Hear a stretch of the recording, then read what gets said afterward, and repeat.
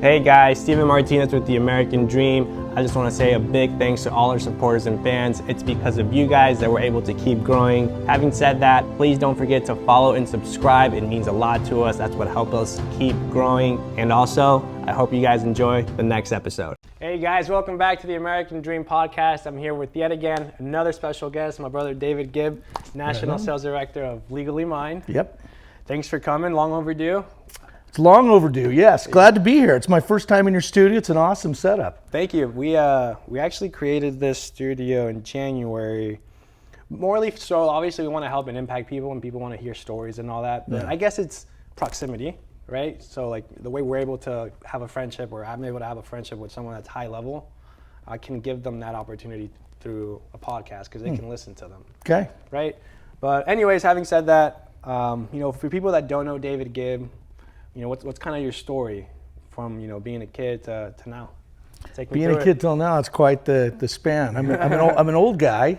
I've got that's quite a story. But I grew up moving every year of my life. Not just because my parents like to move, not because for any other reason. They just like to move. So I hit different elementaries, different high schools.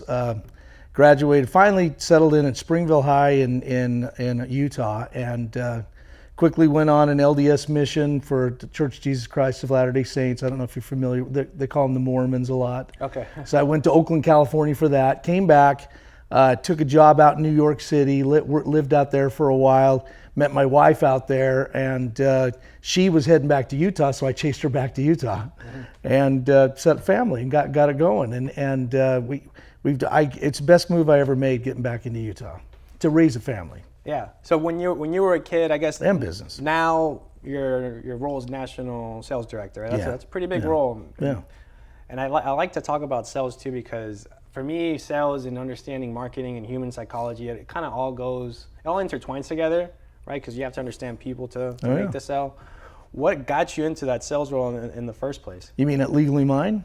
Well, just in general, did you have one before? It was kind of I actually helped start a company called iMall Inc., which was an internet mall. It's right at the internet craze that was going on, a lot of the .com stuff, and we went public, and it became a huge success.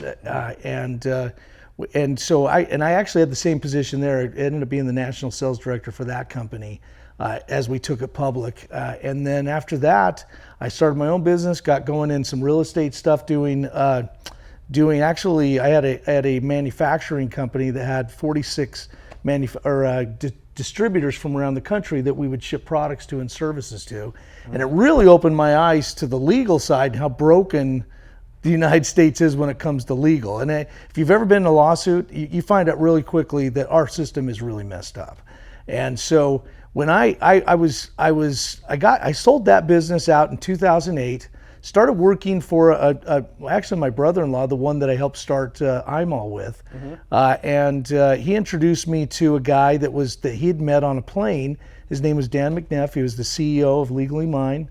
I started doing a little business with him, just bringing in some medical stuff, and Dan we just kept hitting up, and we just really hit it off well. This is about 15 years ago. Well, let's see, 2011 is when I started. So what are we talking about? 14 years. And we just hit it off well. And I remember one day I walked in my office and just said, "Hey, do you want to become part of us?" I was there building something on my own, just as a side thing. Yeah. And he just came in and said, "We love you here. We want you to be part of what we got going on." And the rest is history. It took off. It went from there. I think he offered me, because I said, "Look, I don't want to get paid to come do this," when I was doing the other things I was doing. Because I said, "Let me build it, show you what I can do, and then you can pay me from there." Well, he said, "Look, I can't let you just come into the office and not get something." So he started me at $10 an hour. So I was $10 an hour. Wow. $10 an hour doing my thing, and obviously the money part of it that wasn't the thing that was most important to me at that time. It was building something that was really good, and we really built this Legally Mine into something really, really good. So you didn't start like as soon as national sales director? Did you have to No, kinda I was just a guy that got introduced by another person. We just started talking. We had some things that I could do business wise for him, and so he said, "Come on into the office. We'll set you up and get you going there." It was about 2 or 3 months. Man, it was about 6 months actually, and then all of a sudden, boom, just said, "Let's do this," and it's been a great partnership since then. So for anyone that doesn't know Legally Mine, what is it exactly? Legally Mine is a legal services company that specializes in protecting assets. And how we do that is through legal structuring using entities and so forth. And that's the kind of the boring part of what we do. But the exciting part of what we do is now we can take that structuring and actually show different people how to save tens of thousands of dollars in taxes. Really look at their tax bill and really fix that for them. But this entity structuring takes away the threat of lawsuit, and that's what we've been doing since I've been there 14 years. So I know you said that the legal system in the U.S. is a little chaotic, right? Yeah. A little It's discombobulated. broken. It's not chaotic. It's broken. Elaborate on that. Well, when I had my manufacturing company that I was telling you about. I had all those distributors around the country. I had a guy that was actually in Utah that wanted to become a distributor in Utah. At that point, we were thinking, oh yeah, let's pull ourselves out of Utah as far as the representative here. We'll get somebody else to represent our products here. We were getting big enough that we didn't have to go direct to the public anymore.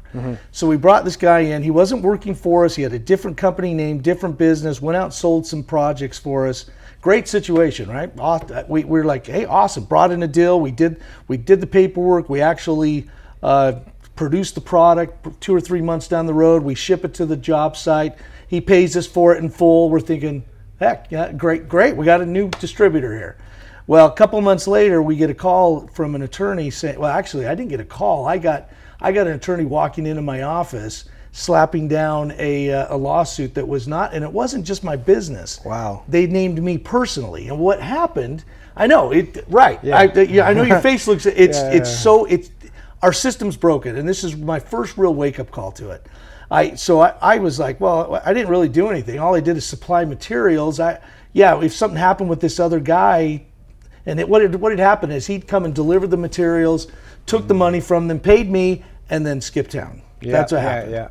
Okay, we had no idea about it and so forth. But and I said, well, I'll help you try to find them. And they said, no, that's not good enough. We're coming after you, and we're going after your business. And and then I looked at it closely, and they were naming my home or my person as well. So all of a sudden my home's up for it's on the table now. Yeah. And I'm thinking to myself, this thing's got to get over pretty quickly. So I'll go ahead and fight this thing, because my attorney came to me and said, I think I can make it go away for about 30 grand.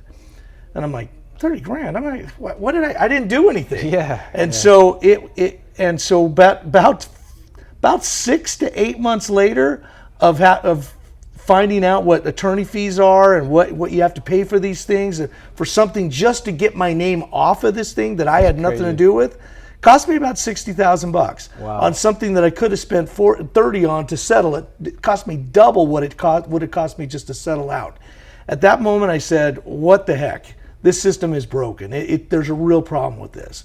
And it really woke me up to it. And if anybody's been in lawsuits before, they understand. Because it's not only the fact that I ended up having to settle out at the end, and I won, but I throw quotation marks up, because did I really win? Yeah, time, energy, money. Yeah, and it's the stress that goes into it. Even a frivolous lawsuit, you get named in a frivolous lawsuit, it's probably going to go away, but you're going to have the same experience. And you get the wrong judge in the case, or you get a jury that's against, whatever happens in court, you just don't know what's going to happen. You don't want to get to that point. Yeah. Because if you do, you don't know where it's going to go. And then all of a sudden, because they named me personally, they pierced the corporate veil, named my home, real estate holdings, checking accounts.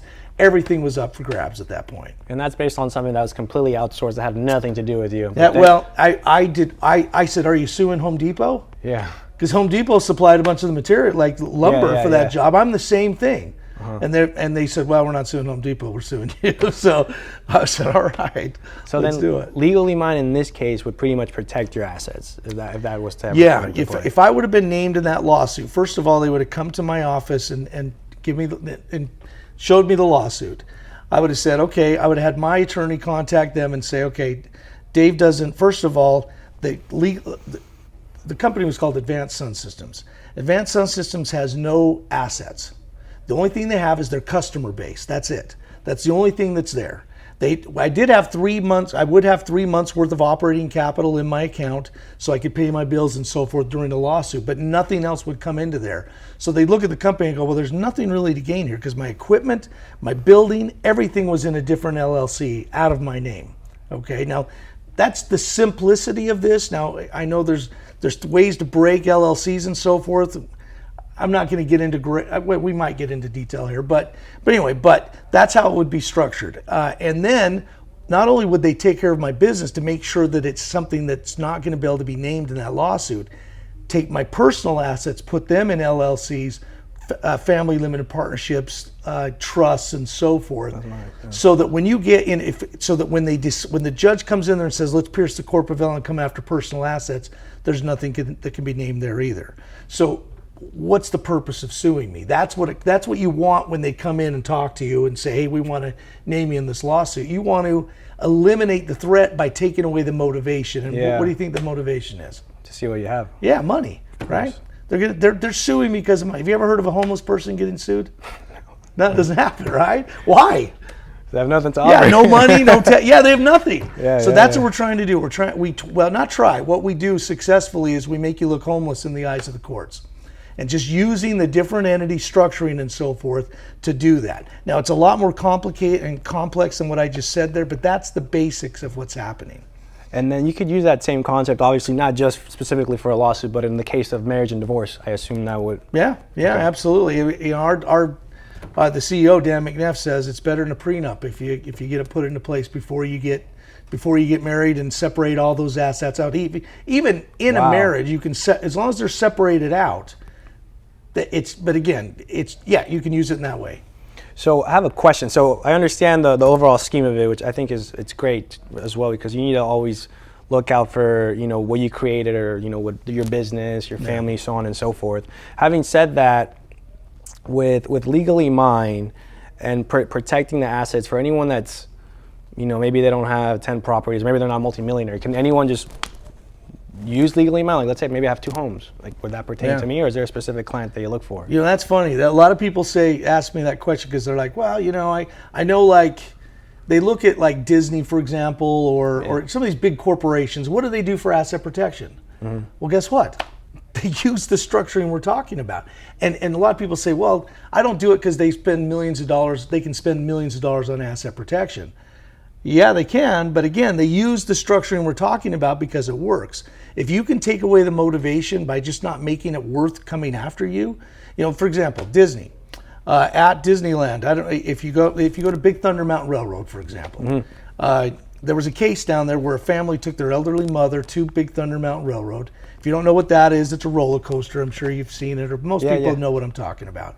When you go right on there's a big sign that says, if you've got back problems, heart problems, if you're elderly, if you don't get on the ride, right? If you're pregnant, the regular liability things. Well, and let's take a step back, actually. To get into the park at Disneyland, did I have to sign a bunch of liability papers to get in the park? That's a good question. What do I have to do to get in the park? Well, you paid for the ticket, of course. Yeah, I buy a ticket. Yeah. So how do they do this?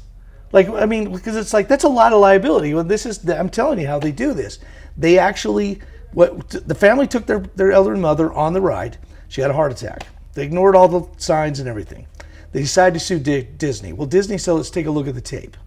They go in there, look at it, and they say, well, it looks like your grandmother's getting on Big Thunder Mountain Railroad. She's getting on the 3rd car, and that 3rd car is actually Goofy Car Number 3 LLC.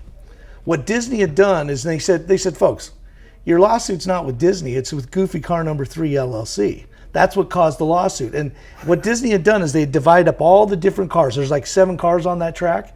Each one of them was labeled different. Goofy car 1, 2, 3, 4, 5, 6, 7.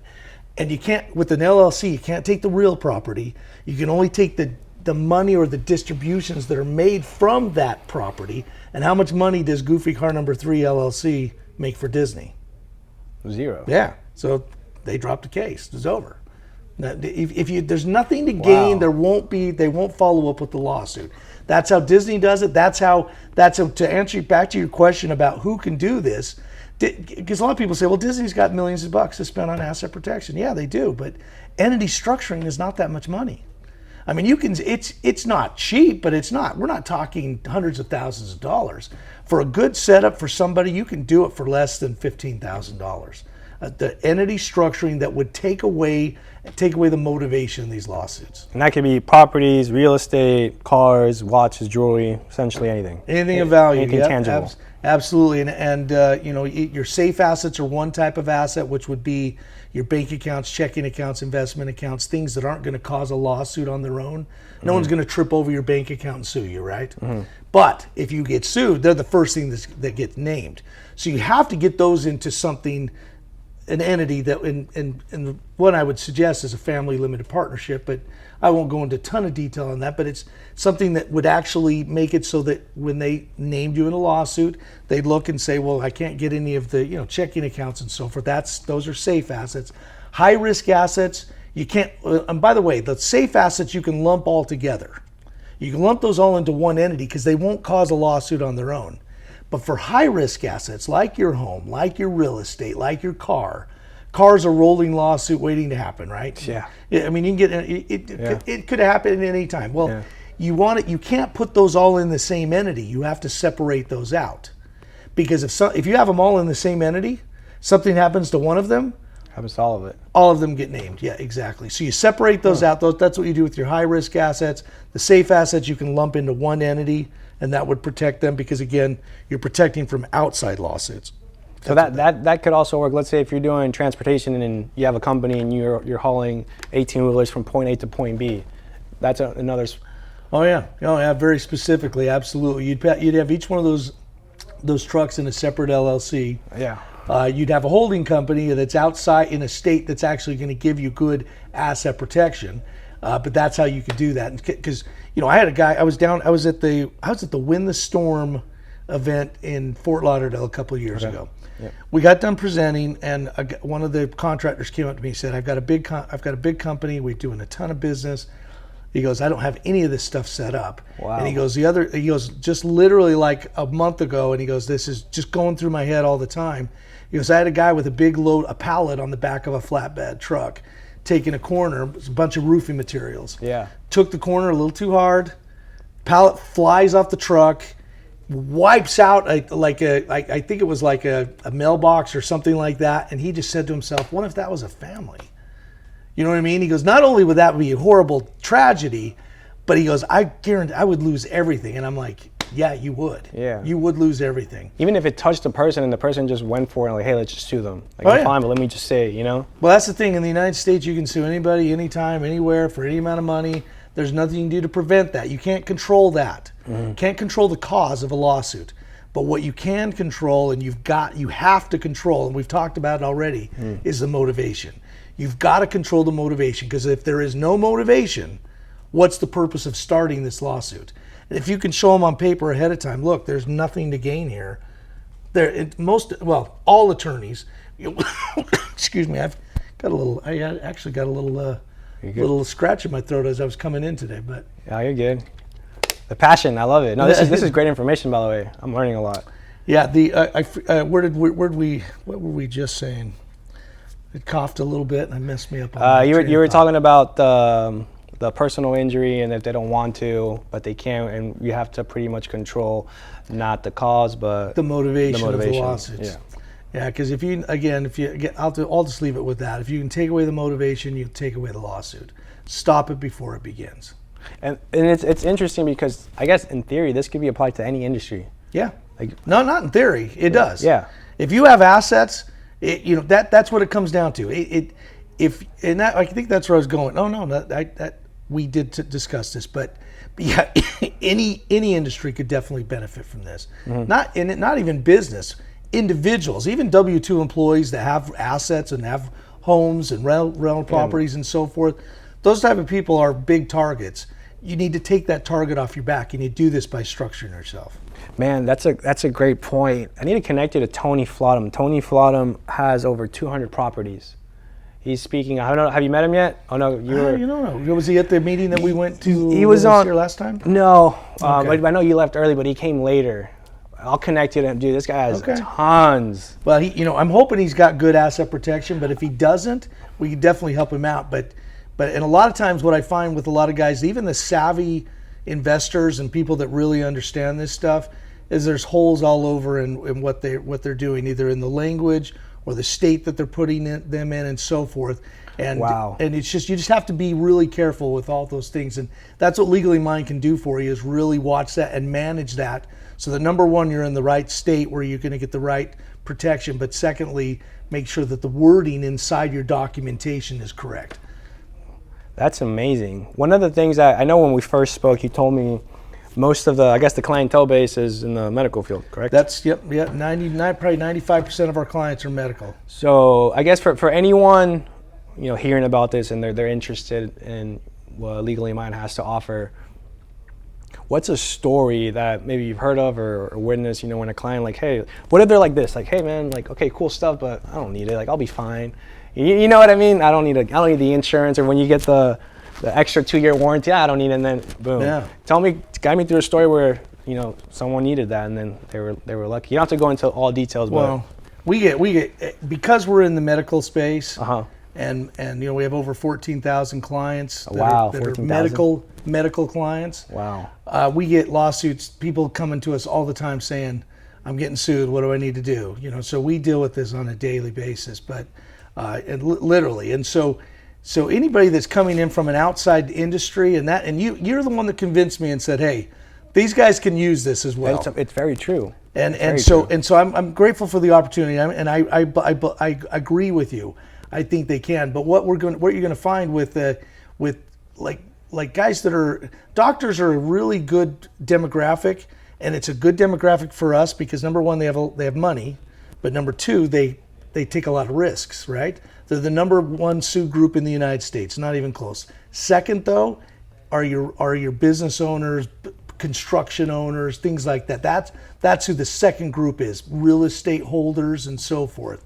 And so but the great thing about what we do when we come to a group like yours, you talked to me about this guy that had 200 properties or whatever. Yeah. Most doctors don't have that. They've usually got their home, they've got their maybe a real estate holding, they've got they need a living trust, so we can put that together for them, and a will and so forth. They don't have much, right? They have a lot of money, and so we'll protect the cash and so forth, but they're not great investors. Some are. Now, don't get me wrong, but for the majority of them, they're not. Yeah. Okay, but when we go to a group like this and we run into somebody and we do business with them, usually in a group like this, they're going to need a lot more entities than what a doctor would need for all the different things they have to protect, because they have a fleet of trucks, or they've got different things that they've got to protect. Mm-hmm. And so the great thing about what we can do for somebody like that is we have a maintenance management fee that we charge, and then we actually do some. And a lot of good big time investors will come to us just for the management of it because it's so inexpensive comparatively of what they do. But when somebody comes to us and they want to get involved with us, and they're not in the medical space and they have a lot of assets that need to be covered, our program and the way we have it structured is we give them unlimited entities for their entire lives. That's how our program's set up. So they come in, and the reason why it works great for doctors because we don't have to do many entities. With somebody like what we're talking about, 200 different, we'd have to create 200 different entities. We're going to lose a lot of money on a client like that, but we don't mind because you get to take advantage of 14,000 doctors paying us $200 a month. That's actually our monthly fee is what we charge is $200 a month to manage it. That's very interesting. Yeah. So I'm assuming in this specific niche, there's obviously competition like in many other industries. What sets Legally Mine apart from the competitors? Well, there's a lot of different ways of thinking of how to protect assets, right? There's a lot of different ways, and you go to different attorneys, and that's a lot of times people try to do this on their own, and they go out there and they try to hit different attorneys, and good luck trying to get them all on the same page because everybody's got their own ideas, number one. But number two, you've got an estate planning attorney, and an asset protection attorney, and a tax strategist. Trying to get them to agree upon anything good luck, right? But you know, legally minded, where we stand apart is we actually put that all underneath one roof. All of our attorneys are all part of the same organization. Wow. They go to the same meetings. They're in the same boardrooms. They're in this. They discuss this. How does this work? If there's a new product that we bring on, how does that affect the rest of what's going on? They debate that and work through it all and come up with the strategy before we even get to the point where we're presenting it to the public. But number one, it's going to take away a lot of the frustration. Okay, that's what sets us apart, because it's a one-stop shop. You come in, you get to do that. Peace of mind. Yeah, well, that comes along with it. You can get peace of mind from another attorney. You're going to spend probably a lot of money and a lot of frustration is what we find. But then our value is second to none because of how many clients we have, and we can actually do some things for people that a boutique law firm's not going to be able to do, because they're dealing with small numbers. They charge a lot of money for small numbers. Our model's different. We have a lot of clients, and we charge a little bit of money for that, for what we're doing, relatively. You know what I mean? And so that's where we really stand out. Is really give the customer a one-stop place. We manage everything for a reasonable price, and then we and in 14 years that we've been doing this, and I can say 14 years. But I can actually go back to the 1960s, because this is when this all was put together. In the 1960s, there's an attorney named Jay Minton. He's the father of asset protection, wrote the book, Cover Your Assets. It was a New York Times bestseller for years. Wow. But he looked at all this, and he's the one that started to create asset protection as a model for protecting assets. He's done since 1960 when he first put it into place, and this has all gone through different court levels too, to finally go into the Supreme Court in 1974 is when the Supreme Court ruled in favor of the strategies I'm talking about. Wow. So it's been proven in the Supreme Court. It's been proven with 14,000 clients over 14 years, plus all the people he was doing business with before, back into the 60s. In that much time, we've only had one case ever go to court. Okay, and not one person's ever lost a dime using our services, but only one had to go to court. And the reason why they had to go to court, to be honest with you, was just this last year. It was a doctor who was, if we'd have known what they were doing, we wouldn't have signed him up. Okay, we just assume people are honest in their, in their dealings. But what he was doing plastic surgery out of a warehouse. Oh gosh. Completely messed it up, completely botched. It's a blindside. Yeah, it was completely botched it and so forth. He got sued. He should have been. It was a gal who did it. Wow. She's the doctor. She got sued, and she came to us and said, "Can you help us?" And we took a look at the case, and we're like, "Oh my goodness, you really messed this up."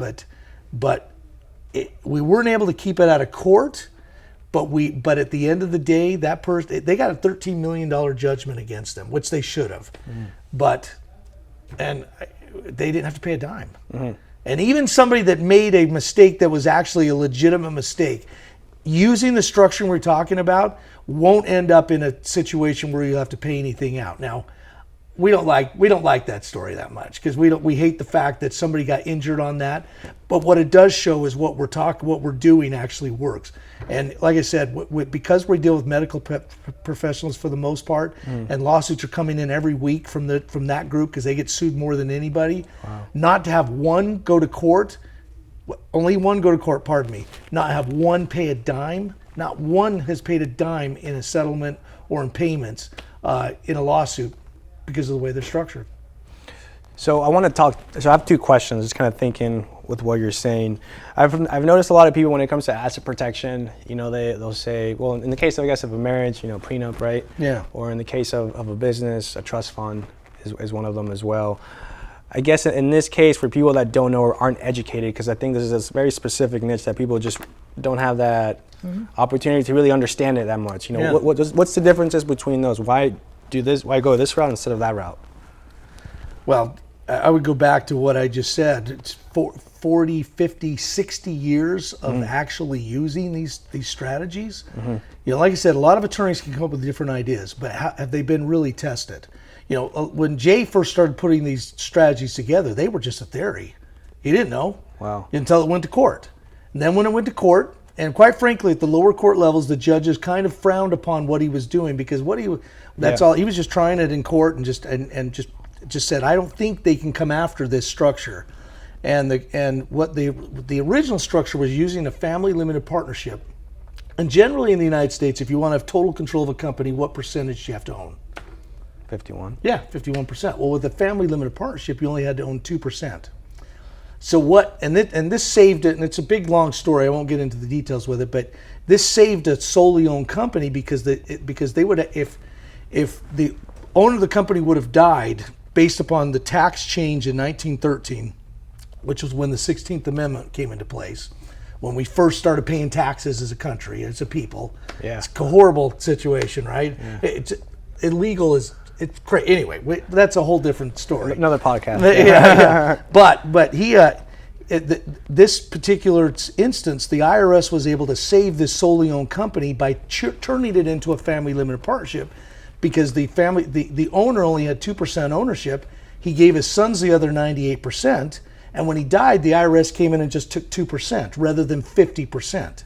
You know, think about your company. If they came in and took 50% of the company as a tax upon your death, what do you think happens to your company? Probably goes out of business, right? And so that's what they were worried about. But they found this family limited partnership. So Jay Minton looked at that and said, now wait. And this was his theory. He said, well, if the general partner only has 2% ownership, but has total control, and the limited partners have no control, they should have no liability. So he said the person that has the 100% control should have all the liability. So in a lawsuit, if you had your assets inside a family limited partnership, the way he theoretically set it up was if you got named, that you'd only 2% could be named in that lawsuit. And unless my name's Bill Gates, who wants 2% of my income, right? Or my assets. Wow. 2% isn't worth coming after. Yeah, that was the sense. initial thing that he did right in the beginning. Now the courts frowned upon it because they said you can't be the general partner and the limited partner at the same time. So what he did to get around that is he created a management company that the client would own, and then that management company would be the general partner, and then the client would be the limited partners as well. So this worked in the courts. But again, back to what we're talking about is that this, in the beginning, he didn't know if it was going to work. Yeah, of course. But it went into court, and he went 12 years of fighting this because a lot of the lower court judges didn't understand it. From 1960 till 1972. In 1972, he was winning at the federal level all the time. But at the federal level in 1972, in the Ninth Circuit Court in San Francisco, the judge ruled against the family limited partnership and ordered all the assets out. And they said, no, you can't be the general partner, limited partner wasn't going to work. Well, he appealed that to the Supreme Court. And in 1974, the Supreme Court ruled 9-0 in favor of this, cementing it as an unbreakable asset protection tool. That's crazy. Yeah. So that's why I can say what we're doing, it's not just theoretic. You know, it's not theoretically we're setting this up for you and doing this. It's actually gone through a vetted testing all the way to the Supreme Court. Yeah. And that's the reason why this thing works. What's his name, Jim? You're talking about The one that created this whole thing. Jay Minton. Jay Minton. What a genius. Yeah. Dan McNeff was one of the guys, actually in my role. He wasn't the national sales director, but he was working his company. And Jay decided to retire, and Dan said, well, can I buy you out? And next is history. And back then, Jay would just do he didn't really do, he would do individual things with clients, but it was really more of up to the client to take care of it. How Dan McNeff changed it is we brought in attorneys in-house, and now we take you from step A to step Z and make sure it's all I guess your position within the company too, you guys are working with high level, the 1% clientele essentially. I guess how do you deal with that stress, or knowing you guys have so many clients? How do you handle that? Well, when we go, sometimes we'll go out and we bring on a lot of clients, especially in September, October, November. Those are some of our biggest months. It's when the another quarter. No, it has to do with meetings that we actually set up. Okay. It just happened to be the time of the year that it's really big. So when we come in there and we bring in all these clients, yeah, it is like you look at it and you go, oh my gosh, there's a ton of clients. Now I don't fulfill on this. There's people that are way more knowledgeable than I am about this that are going to fulfill, including all the attorneys and so forth. We have over, as far as support staff, attorneys and their support staff and so forth, over 50 people that's all they do. Okay, is fulfill on that. And yeah, there is an element of stress on that when it comes in there and so forth, but we've got a really good system that's set up, and we put them into a portal and we can follow progress. They can see where they're at all the way along. So really, to answer your question, there's not a ton of stress. I'm not too concerned about that because I know we're going to get it done, number one. Number two, I know that once they get it done, they'll never have to worry about deal with lawsuits ever again. Beautiful. Yeah. I know we're a little close on time now, but to kind of end it, I guess what's the projection or the end goal with Legally Mind? Well, in 2019, I took over as national sales director in 2018, and we exploded in 2019. Just went crazy, and then COVID came along, and it kind of it shut us down completely. But we had a good, solid customer base that some of the tax strategies we were doing with them now actually paid out. Different discussion, but it was a great situation for a lot of clients of ours tax wise, because of what happened with COVID and some of the products that we had them in. But where was I going with projection this? with Legally Mind? Projection. We decided at that point when we came out of COVID, we actually sat down and I went to the CEO and I said, how much do you want me to take this? Do you want me to really take this big, or do we want to keep it boutique and smaller and be able to control and so forth? And we set our goals, and we have a number that we have set, but it's nowhere near it's 1/3 of what we were bringing on back in 2019. And it's the reason is we can give a better service to the customers as well. And it's a good model. We have a close-knit group of people that we can control the employees, because you don't want a ton of turnover either. You want to build and if the bigger you get, it's tougher to hang on to people. So we kept it smaller. 50 to 100 employees is a good spot for us. People love working at Legally Mind. We do a lot of fun things with them as well. And love it. So anyway, and it's been great. It's been a good situation. That's awesome, man. Do you have any closing statements for anyone watching, anyone just wanting to know a little bit about you perhaps, or about Legally Mind in general? I don't know. I mean, as far as it goes for me, I've got 5 kids. Mm-hmm. Most of them are grown now. They're in their 20s. Nice. I'm an old guy, but I've got young, man. still got a kid at home, a boy at home playing football, and I coach and do some stuff like that. Uh-huh. I love water sports. As far as love going out on a surf boat and get me on a surfboard, get me surfing behind a boat and just having a good time doing that. I really do enjoy hockey, football, sports. I really enjoy life, to be honest with you. Beautiful. Enjoy life and protect your assets. That's right. Absolutely. Boom. Right. Thank you so much, man. Hey, you're welcome. This was incredible. I love the knowledge. It's amazing. Thank you guys so much for this one. I'll see you guys in the next one.